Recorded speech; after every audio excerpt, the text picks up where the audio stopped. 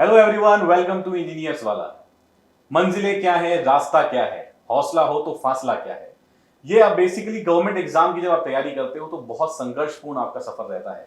आज अपने सफर को हमारे साथ साझा करने के लिए और जितने भी आगे इस अपकमिंग एक्सपीरियंस हैं जो एसएससी जेई को टारगेट कर रहे हैं या किसी भी सरकारी नौकरी को टारगेट कर रहे हैं, तो उसको उनके लिए गाइडेंस, एक रोड मैप की तरह हमारे साथ आज जुड़े हैं ललित कुमार। और इन्होंने पहले ही अटेम्प्ट के अंदर CPWD, जो कि बहुत सारे इंजीनियर्स का सपना होता है, उसको हासिल किया है। तो आज हम ये जानेंगे, PW की गाइडेंस सीरीज की पहल है जिससे हम ये जान रहे हैं कि किस तरह से जो टॉपर्स का माइंडसेट होता है और किस तरह से उनकी प्रिपरेशन स्ट्रेटजी रहती है, जो आप लोगों के लिए भी आपके सफर में बहुत काम आएगी, आपकी प्रिपरेशन के दौरान बहुत काम आएगी। और जैसे हमें पता है कि एसएससी जेई अब बहुत नजदीक है, तो आपको इस तरह के सेशन से बहुत बेनिफिट होने वाला है। तो सबसे पहले स्वागत कर रहा हूं मैं ललित कुमार का हमारे चैनल के ऊपर, इंजीनियर्स वाला पे। और ललित, कैसे हैं आप, कैसा फील हो रहा है आपको? अच्छा फील हो रहा है, thank you so much sir, thank you. बहुत अच्छा। बहुत बधाई आपको, आपने CPWD आपको मिला है और बहुत ही सक्सेसफुल आपकी जर्नी रही है।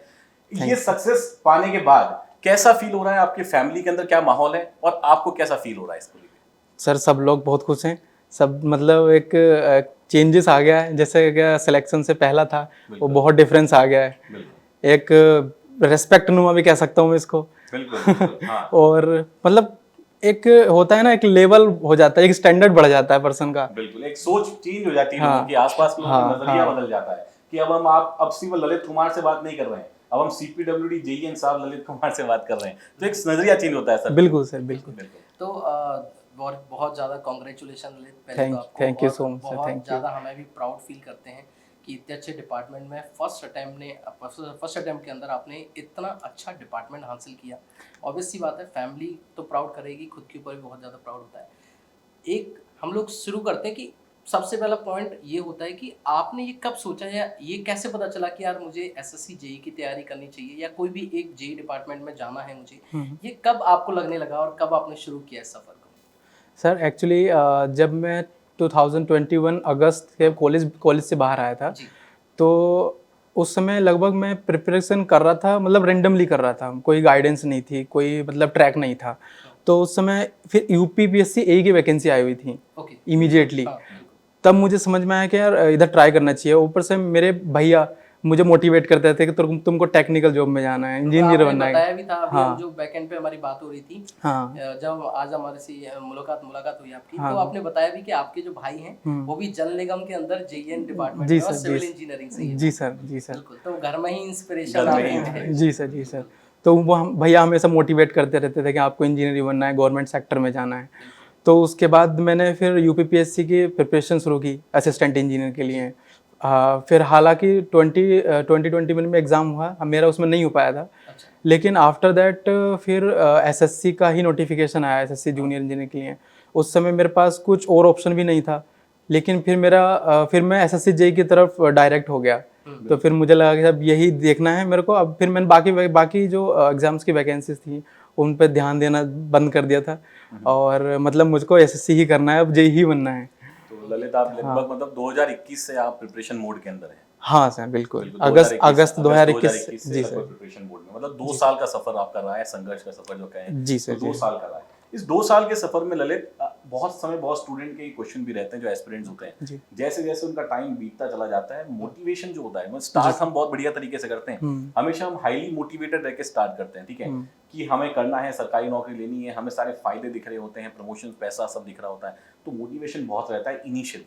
लेकिन जैसे जैसे समय बीतता है, हमारा जो मोटिवेशन है वो कहीं ना कहीं डाउन हो जाता है। तो आपके सफर में भी ये रहा होगा कि 1 साल 1.5 साल जब कुछ फेलियर्स आपके सामने आए, तब आपको लगा होगा कि यार अब ये इतना मोटिवेटेड जितना पहले था उतना नहीं हूँ। तो कौन से वो फैक्टर्स थे जिससे आप अपने आप को वापस आपने मोटिवेट किया और वापस से लग गए कि बस यही मुझे करना है, और दूसरे सारे ऑप्शंस को आपने साइडलाइन किया और इसी ऑप्शन को चूज किया? सर, डिमोटिवेशन होना स्टडी जर्नी में ये तो कॉमन है। बिल्कुल। हर बंदे के साथ होता है, चाहे वो फर्स्ट रैंक भी लाया होगा ना सर, ये डिमोटिवेशन तो उसके साथ भी रहता है। आपका एग्जाम नहीं निकल रहा है, बस आप लगे रहिए। एग्जाम नहीं निकलता ही सबके साथ होता है। एग्जाम नहीं निकलता है, डिमोटिवेशन भी होता है। कभी कभी लगता है कि यार हो पाएगा कि नहीं हो पाएगा, होगा भी तो कब होगा। तो ये मतलब एक तरीके से ऐसा हो जाता है डिप्रेशन टाइप का। लेकिन वहाँ जाना नहीं है, डिप्रेशन होना नहीं है बिल्कुल भी। बस अपने ऊपर भरोसा रखना है। अगर आप सच में, अगर बाई हार्ट कहूँ तो मतलब दिल से अगर लगे हुए हो, तो डेफिनेटली आपका सिलेक्शन होगा। लेकिन लगे हुए हो ये सिर्फ आप ही को पता है और किसी को नहीं पता है। तो अगर आप सच में लगे पड़े हो तो आपका एक ना एक दिन जरूर होगा। समय लगता है, देखो सक्सेस मिलने में टाइम लगता है, बट ऐसा नहीं है कि अगर हम आज पढ़ रहे हैं तो कल सिलेक्शन होना ही होना है सर, है ना। तो हाँ। जैसे एक अनसेटिस्फैक्टरी पॉइंट हमेशा रहता है स्टूडेंट, क्योंकि हम भी एक समय पे स्टूडेंट रहे थे, बिल्कुल। कि जो हम पढ़ रहे हैं उतना वर्थ है कि नहीं। हम कंपैरिजन करते रहते हैं। एक्चुअली हम देख रहे होते हैं भीड़ को, कि यार लाखों लोग फॉर्म भर रहे हैं, सीट इतनी सी है और इतने लोग फॉर्म भर रहे हैं इसको। अब वहाँ पे दिक्कत ये आती है कि हमें ऐसा लगता है कि यार बहुत सारे ड्रॉपर्स भी होंगे उसमें, बहुत सारे न्यू कमर्स भी होंगे, बहुत सारे ऐसे लोग भी होंगे जो ऑलरेडी जॉब में है और वो अभी इस डिपार्टमेंट में अच्छी जॉब में आना चाहते हैं, है ना। तो आपके साथ क्या ऐसा कभी फेस आया कि आप आपको लग रहा है कि तैयारी करते करते और इतना ज़्यादा अंदर से डिहाइड्रेटेड हो गए हो कि यार अब नहीं, छोड़ देते हैं, नहीं हो रहा, ऐसा कभी हुआ? सर ऐसा एक्चुअली मुझे मतलब ये तो होता है, कॉमन है, लगता है कि यार मैं पढ़ रहा हूँ यार, होगा नहीं होगा, ये सब तो लगा रहता है। लेकिन ऐसा नहीं हुआ कि यार मैं छोड़ देना चाहिए, क्योंकि मुझे, अगर मैं पर्सनली बताऊं तो मुझे इतना भरोसा था कि मैं इतना मेहनत करता था कि मैं कर जाऊंगा। समय लगेगा ये मैं भी जानता था कि टाइम लगेगा जरूर, और लगता भी है। आज कोई अच्छे काम में टाइम तो लगता ही है सर। बिल्कुल बिल्कुल। तो जैसे हम भी लोग बोल, जैसे ललित ने बहुत बढ़िया बात बताई आप लोगों को कि लगे रहना है आपको, ना चिंता, बिना चिंता किए आपको लगे रहना है, बिल्कुल। और एक ना एक दिन सक्सेस जरूर मिलेगी। और ये बात हम लोग भी हमेशा कहते हैं, मैं भी अपने स्टूडेंट्स को हमेशा यही बात कहता हूँ कि अरे फिक्र करता है क्यों, फिक्र से होता है क्या, कर खुद पे आज भरोसा और फिर देख होता है। बिल्कुल ठीक है। तो हमेशा अपने आप पे सेल्फ कॉन्फिडेंस, भरोसा रखना चाहिए, बात बिल्कुल सही है। अच्छा, एसएससी में मैं ऐसा मानता हूँ ललित कि एसएससी जो है वो एक कंप्लीट एग्जाम है अपने आप में, ठीक है, क्योंकि टेक्निकल प्लस नॉन टेक्निकल दोनों का आपका वेटेज बराबर रहता है। अगर मैं प्रीलिम्स की बात करता हूँ तो 100 मार्क्स का आपका नॉन टेक्निकल है और 100 मार्क्स का ही टेक्निकल है। उसके बाद मेंस का पेपर है जो कंप्लीटली टेक्निकल राउंड रहता है। तो टेक्निकल और नॉन टेक्निकल, स्पेशली प्रीलिम्स के केस में अगर बात करें तो बहुत सारे एस्पिरेंट्स को ये लगता है कि कैसे मैनेज किया जाए, क्योंकि कुछ एस्पिरेंट जो होते हैं वो नॉन टेक्निकल में बहुत वीक होते हैं। कुछ अगर टेक्निकल में टाइम देते हैं तो नॉन टेक पीछे रह जाता है, नॉन टेक में टाइम देते हैं तो टेक्निकल पीछे रह जाता है। तो कैसे मैनेज किया आपने, और कैसे आज हमारे जो आगे फ्यूचर एस्पिरेंट्स हैं, फ्यूचर जेईएन हैं, वो किस तरह से अपने टाइम को मैनेज करें ताकि नॉन टेक और टेक दोनों बराबर मैनेज हो जाए? सर एक्चुअली आजकल क्या है ना, डायनेमिक हो गया है। मतलब हम टेक्निकल सब्जेक्ट्स पे भी रिलाई नहीं हो सकते, अननोन टेक पर भी रिलाई नहीं हो सकते। हमको सारे सब्जेक्ट ना मतलब एक बैलेंस तरीके में लेने पड़ेंगे, टेक्निकल भी नॉन टेक्निकल भी, जिसमें आपका टेक्निकल सब्जेक्ट्स जीएस रहा, करंट अफेयर्स रहा, और बाकी पॉलिटी, हिस्ट्री, ये सब रहा, और मेन सब्जेक्ट होता है रीजनिंग। तो सारे सब्जेक्ट्स जितने भी होते हैं सबको एक बैलेंस तरीके से लेके चलना, ये भी एक टिपिकल टास्क तो होता ही है, लेकिन लेकर चलना भी एक जरूरी भी होता है, एग्जाम की नीड है। अब टेक्निकल, आप मान लो 100 मार्क्स का टेक्निकल होता है सर, और 100 का ही आपका नॉन टेक्निकल होता है, तो उसके बाद आप 100 तो कट ऑफ जानी नहीं है, तो केवल एक साइड पर रिलाई होकर नहीं हो सकता। तो आपको टेक्निकल के साथ नॉन टेक भी लेकर चलना है। आप अपने टाइम टेबल को उस तरीके से डिवाइड करिए कि आप टेक्निकल को भी फेस करें और नॉन टेक्निकल को भी फेस करें, डेली बेस के टाइम टेबल के हिसाब से। अच्छा, तो जैसे आपने एक बात पॉइंट बहुत अच्छा कहा कि किसी चीज के ऊपर रिलाई नहीं कर सकते, क्योंकि एग्जाम अपने अकॉर्डिंग तो बिल्कुल नहीं आने वाला। बिल्कुल बिल्कुल। अच्छा, एक पॉइंट यहाँ पे बहुत अच्छा है कि जैसा हमारी बात भी हो रही थी कि आपने नॉन टेक में बहुत अच्छा स्कोर किया, स्पेशली जीके के अंदर, जिससे बच्चे सबसे ज्यादा डरते हैं, जो सबसे ज्यादा अनसर्टेन है। रीजनिंग में आपने मुझे बताया कि रीजनिंग में कहीं ना कहीं लेंथी पेपर था। तो बच्चों का क्या रहता है माइंडसेट कि मैं रीजनिंग में 49-50 ले जाऊंगा कैसे भी करके, और जीके में उन चीज को मैं सोचूंगा कि नहीं आया तो कोई दिक्कत नहीं। तो आप सोचते हो कि पूरी तैयारी के बाद भी रीजनिंग जैसे सब्जेक्ट में 50 में से 50 हर सिचुएशन में पॉसिबल है, या 49, 48, क्या इसके बारे में कहना है? क्योंकि बहुत अच्छा एक पॉइंट आपने रखा है सर। रीजनिंग में क्या है ना, रीजनिंग का थोड़ा तरीका ना चेंज हो रहा है थोड़ा सा, बिल्कुल उसका लेंदी बढ़ जा रहा है। इजी है, रीजनिंग इजी है, बट वो क्या ना थोड़ा लेंदी हो जा रहा है। अब उसको पढ़ने में टाइम लग रहा है, अब टाइम भी लिमिटेड है, वो भी देखना है।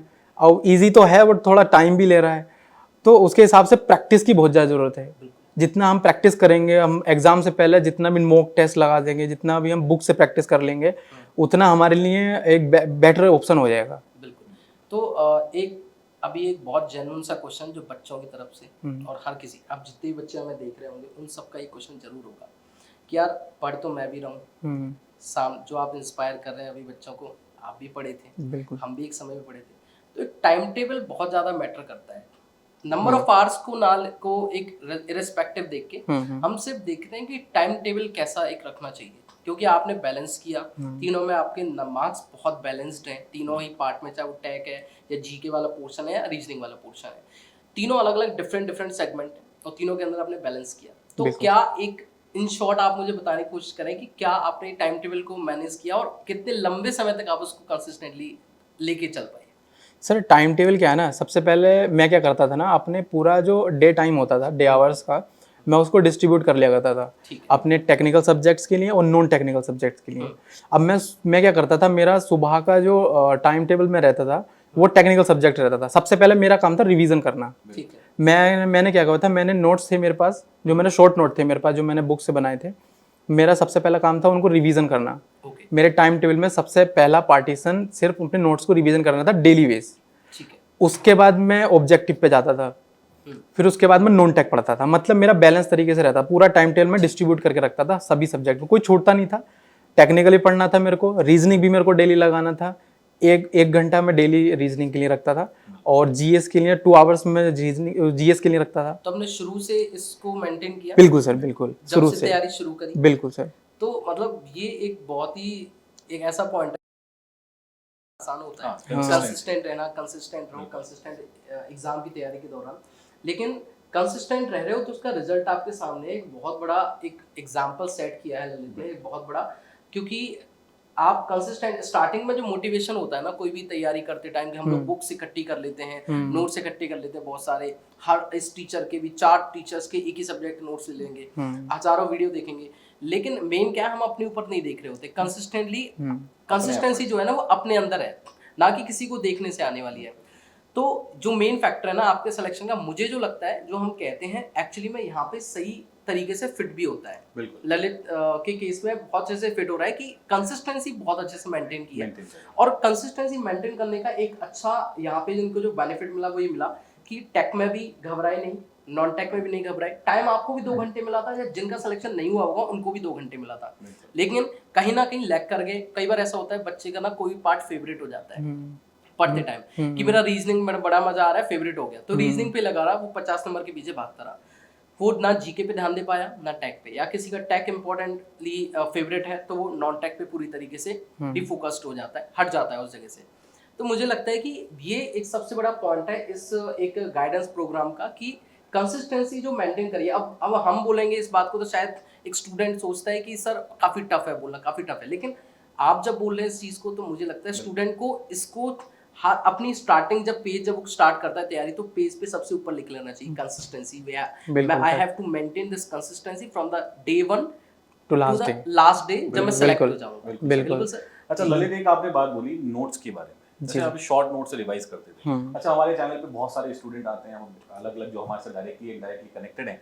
काफी स्टूडेंट बोलते हैं कि सर हमें शॉर्ट नोट्स प्रोवाइड कर दो, आपके handwritten short notes provide कर दो। कितना इंपॉर्टेंट है कि शॉर्ट नोट्स आप खुद बनाओ या किसी के दिए हुए शॉर्ट नोट्स जो हैं, जो उसने अपने पॉइंट ऑफ व्यू से बनाए हैं, दोनों में क्या डिफरेंस है और क्या इंपैक्ट लाता है? आपने अपने शॉर्ट नोट्स खुद बनाए थे या किसी से लिए थे? नहीं सर, मैंने अपने शॉर्ट नोट खुद अपने हाथ से बनाए थे। अच्छा, खुद बनाए थे। तो मतलब अगर खुद से हाथ से शॉर्ट नोट बनाए वो ज्यादा इफेक्टिव हैं कंपेयर टू किसी और ने अगर आपको शॉर्ट नोट प्रोवाइड किया। आप अगर नोट्स को अपने हाथ से बनाते तो आपको आगे क्या आने वाला है, पीछे क्या है, ये सब आपको पता रहता है। आप दूसरे के नोट्स में नहीं पता लगा सकते सर ये सब। हाँ, तो अपने हाथ से नोट्स बनाए, ये आपके लिए बेटर रहेगा और जितना हो सकता है मतलब रिवीजन में हेल्प करेगा। बिल्कुल, रिवीजन स्ट्रैटेजी भी उन्होंने बताई बहुत बढ़िया तरीके से कि आपको टाइम स्लॉट डिवाइड कर लेने हैं, टेक्निकल, नॉन टेक्निकल और आपके जितने भी जीके जीएस का पोर्शन है, दोनों के लिए टाइम डेली सेट करते जाओ, कंसिस्टेंसी मेंटेन करते जाओ, साथ ही साथ शॉर्ट नोट्स से रिवाइज कर रहे हो, और शॉर्ट नोट्स आपके खुद के होने चाहिए, खुद के हैंड रिटन होने चाहिए, ताकि आपको कॉन्सेप्ट क्लैरिटी मिलती रहे।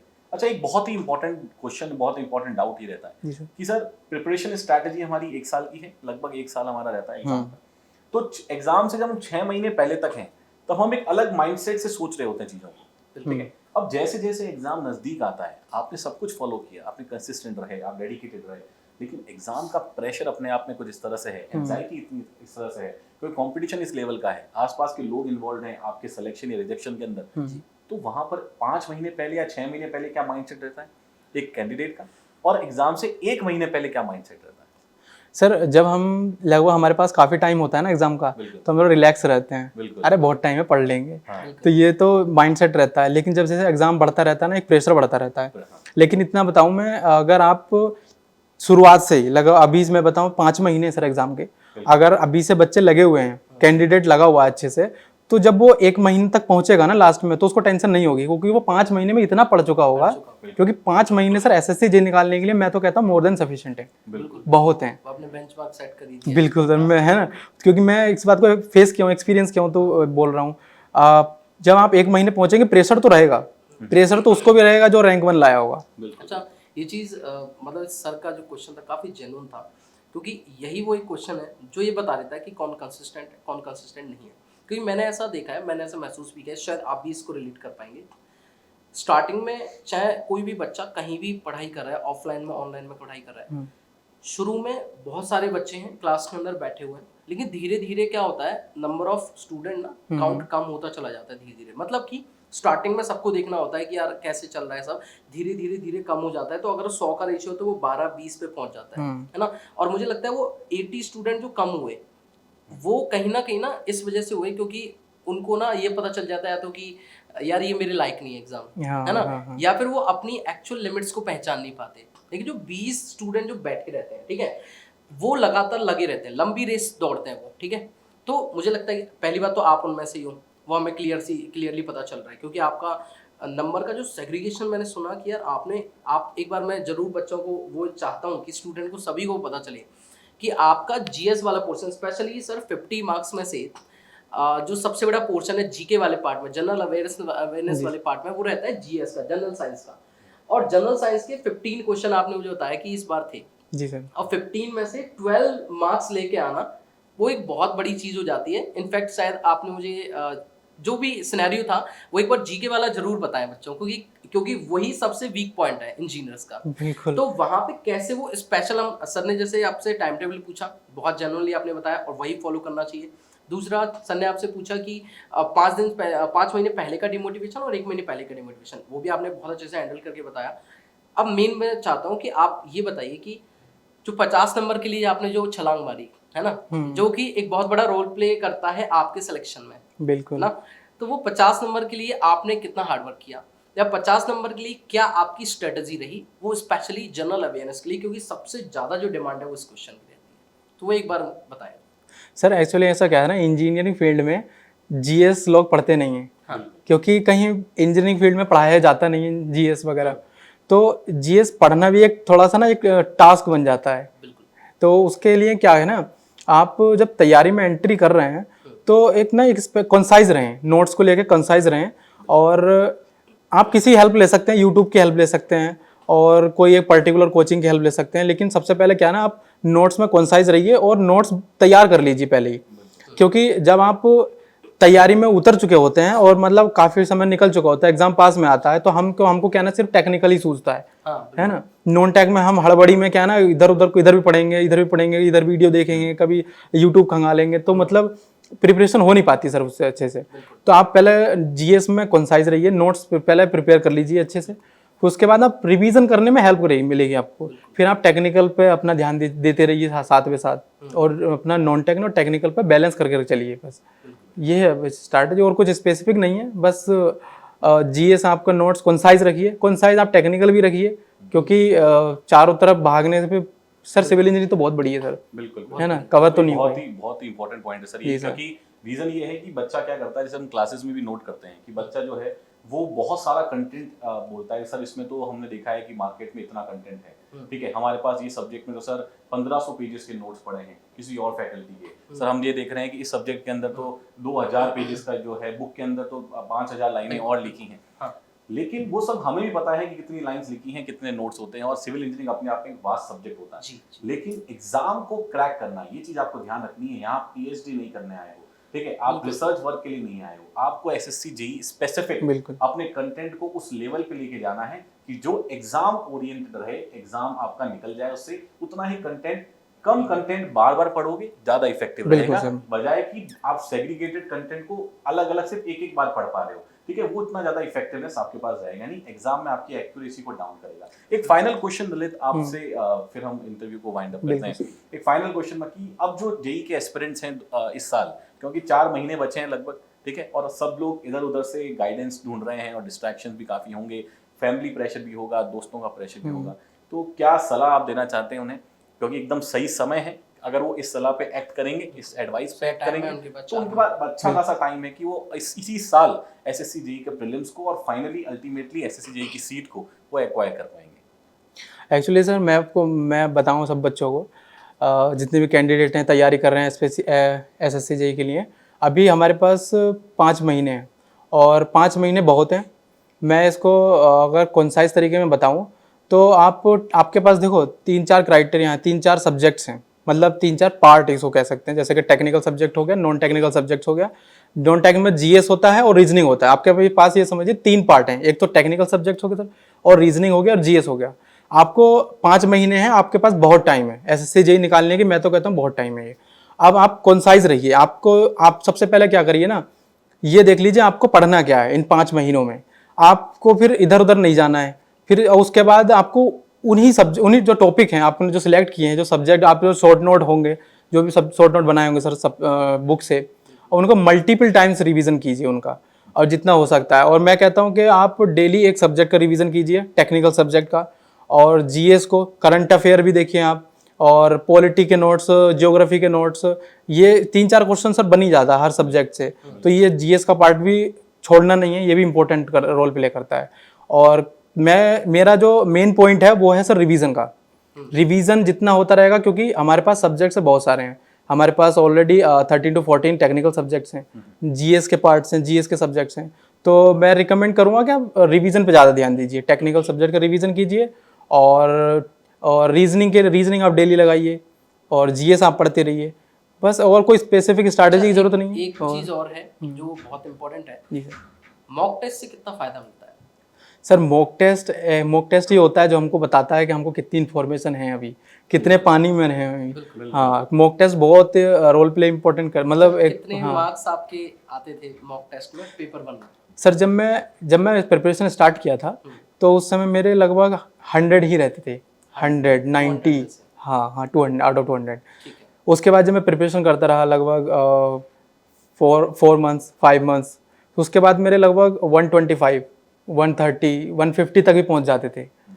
हाँ, तो सर मतलब मतलब ऐसा होता है जब प्रिपरेशन हम स्टार्ट करते हैं सर, तो डिमोटिवेशन तो आने लगता है, हमको कम नंबर आते हैं। लेकिन उससे क्या होता है, बहुत सारे लोग डिमोटिवेट भी हो जाते हैं कि यार छोड़ो यार, हमसे नहीं हो रहा, हम नहीं कर रहे, या हम क्या होगा, आगे बढ़ेंगे नहीं बढ़ेंगे। लेकिन ऐसा नहीं है, आप जो प्रिपरेशन करते रहेंगे तो ऑटोमेटिकली बढ़ जाता है। बस रिवीजन पे ध्यान दीजिए और पढ़ते रहिए। हाँ, क्योंकि मेनली क्या दिक्कत होती है कि बच्चा ना जो बुक्स होती हैं, फिजिकल बुक्स, उन्हीं पे फोकस करता रहता है, हाँ उन्हीं को लगाता रहता है। हाँ, हाँ। पर एक्चुअल में तो आपके सामने स्क्रीन है, जब तक उसकी प्रैक्टिस ही नहीं करोगे बिल्कुल। तब तक आपको कैसे आइडिया लगेगा कि वहाँ कितना टाइम एक क्वेश्चन में। अब यहाँ तो एक क्वेश्चन में सिर्फ टिक लगाया, माइंडसेट है, नहीं होगा तो आंसर भी देख लेंगे, श्योरिटी हो जाएगी ये सही दिया है गलत दिया है। बिल्कुल। लेकिन मॉक टेस्ट अगर नहीं दिया तो वहाँ जाके मॉक टेस्ट वाली सिचुएशन बनेगी। मॉक टेस्ट में क्या आपको पता रहेगा कि अब मुझे कंप्यूटर स्क्रीन के सामने बैठना है, आंसर देना है, एकदम सफिशिएंट टाइम है, कितने टाइम में अगर देना है तो ठीक है, नहीं तो नेक्स्ट पे बढ़ना है। तो एक प्रेशर जो है मॉक टेस्ट में एक रियलिस्टिक फील देता है जो आपको एग्जाम में सच में आने वाली बिल्कुल, है। तो मेरे हिसाब से मॉक टेस्ट के बिना तो आज के समय पे, क्योंकि टाइम इतना कम हो गया है, क्योंकि हर स्टूडेंट का एक पार्ट तो जरूर वीक रहता है ना। किसी का रीजनिंग रह जाएगा, किसी का जीके, किसी का टेक भी वीक रह जाता है। टेक में भी स्पेसिफिक सब्जेक्ट। अच्छा, स्पेसिफिक सब्जेक्ट्स में याद है कि ऐसे कौन से 6 सब्जेक्ट हैं हाँ, जो आपको भी मदद किया? ऐसा हम 2013 से लेकर के अगर देखें, आज 2022 का एग्जाम हो चुका है, तो टोटल अगर मैं देखूं, आपने भी एवरेज देखा होगा जरूर जब आपने तैयारी करी होगी, और उसी को देख के जरूर आपने अपनी स्ट्रेटेजी बनाई होगी। तो ऐसे कौन से 6 सब्जेक्ट्स हैं जो आपको लगता है कि वही सब्जेक्ट पे ज्यादा फोकस करने से रैंक ज्यादा अच्छे से इंप्रूव की जा सकती है, अच्छे मार्क्स मिल सकते हैं? सर टेक्निकल के ज़्यादा मतलब 6-7 सब्जेक्ट हैं, मतलब जो मोस्टली एग्जाम में पूछे जाते हैं। पूछे तो सर डायनामिक है, मतलब हर सब्जेक्ट पूछ लिया जाता है लगभग। लेकिन मोस्टली जैसे आरसीसी हुआ, बीएमसी हुआ, और सर्वे हुआ, हाईवे हुआ, सॉइल हुआ, ये सब्जेक्ट मोस्टली मतलब लगभग 9 to 11 क्वेश्चन मार्क्स के पूछ लिए जाते हैं सर। तो ये मोस्टली सब्जेक्ट, ये इनको तो पहले आपको तैयार कर रखना है।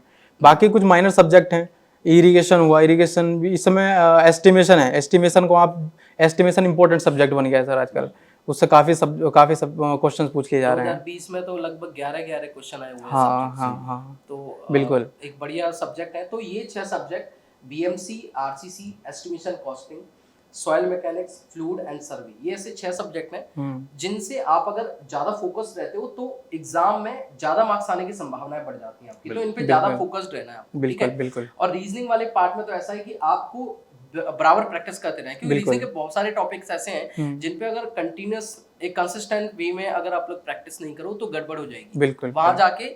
और सबसे पहले सबसे ज्यादा जो कॉन्फिडेंस है वो तो रीजनिंग में ही एक स्टूडेंट को, बिल्कुल वही अगर लो हो गया तो वो टेक भी खराब कर देगा, वो नॉन टेक भी पूरा पूरा खराब कर देगा। सही बात। तो ओवरऑल मतलब मुझे तो बहुत मजा आया आपके साथ मिलके, बिल्कुल। और बहुत ही मजा। हम तो जिस तरीके का आपने बताया, मतलब जिस कॉन्फिडेंस के साथ बताया आपने, वो बहुत काबिल तारीफ है। क्योंकि आपका एक जो सबसे मेन पॉइंट है जो आप सभी स्टूडेंट को नोट भी करना चाहिए, वो है मेन इज कंसिस्टेंसी। दूसरा है शॉर्ट नोट आपको खुद बनाने हैं, किसी के भी शॉर्ट नोट ले लोगे तो आधी तो रद्दी मिलेगी उसमें, बाकी कंटेंट मिलेगा, तो बिल्कुल सही। इससे बढ़िया है कि सिर्फ अपने सेल्फ नोट्स खुद के बनाएं। तीसरा पॉइंट ये जरूरी है कि रिवीजन बार बार करें, मल्टीपल टाइम्स रिवीजन नहीं करोगे तो स्किप, कई बार आप कमेंट बॉक्स में ही पूछते हैं कि सर बार बार पढ़ी हुई चीजें बार बार भूल रहे हैं, तो वो स्किप कब नहीं होगा, जब आप मल्टीपल टाइम्स रिवीजन करोगे। और ऐसा ही ललित ने भी किया होगा। डेफिनेटली वही रीजन रहता है, क्योंकि एग्जाम में चाहे वो टैग है या नॉन टैग है, स्पेशली मैं टैग की बात करूं क्योंकि 100 मार्क्स का सबसे बड़ा पोर्शन है वो, तो उस 100 मार्क्स में भी ऐसा नहीं है, जो मैंने अभी स्पेशली अगर मैं सिर्फ 6 सब्जेक्ट की बात करूं उनमें फिक्स है कि इस पोर्शन से हर साल सब्जेक्ट से क्वेश्चन आ रहे हैं, बिल्कुल। हर साल इन्हीं जगहों से क्वेश्चंस पूछे जा रहे हैं, तो क्यों ना उन पोर्शन को ज्यादा स्ट्रॉन्ग कर लिया जाए, ठीक है। तो शायद मेरे हिसाब से ये स्ट्रेटजी बिल्कुल सर, रहनी बिल्कुल, चाहिए बिल्कुल। टैग और में smart भी way और में। नॉन टैग भी, हाँ। बहुत ही स्मार्ट वे में। बहुत स्मार्ट हाँ। है। और चौथा जो सबसे इंपॉर्टेंट पॉइंट है वो है मॉक टेस्ट। मॉक टेस्ट आपको आपकी असलियत बताता है कि भाई आप कितने पानी में हो, आपको कितने ज्यादा मेहनत करने की जरूरत है, लेकिन मॉक टेस्ट के साथ में घबराना भी नहीं है। बिल्कुल। अगर मार्क्स नहीं आ रहे हैं तो आपको यही सोचना है कि मेन एग्जाम के अंदर भी अपने मार्क्स नहीं आने और वहीं पे तैयारी को स्टॉप कर दो और कोई नए ऑप्शंस ढूंढने लग जाओ, क्योंकि ऐसे समय पे क्या होता है, डिमोटिवेशन सबके साथ आता है। और शायद आप भी कुछ बताना चाहेंगे इस बारे में, तो कि आपको भी डिमोटिवेशन ऐसा नहीं है कि आया नहीं होगा, बिल्कुल आपको बिल्कुल भी आया होगा। डिमोटिवेशन तो मतलब एक कॉमन है, अगर एग्जाम नहीं निकलता है, कुछ समझ नहीं आता है। हाँ। अब मेरे साथ क्या था ना, सब मैं सेल्फ स्टडी किया करता था, बिल्कुल। मैंने कोई कोचिंग वगैरह क्लासेस तो कहीं से ली नहीं थी।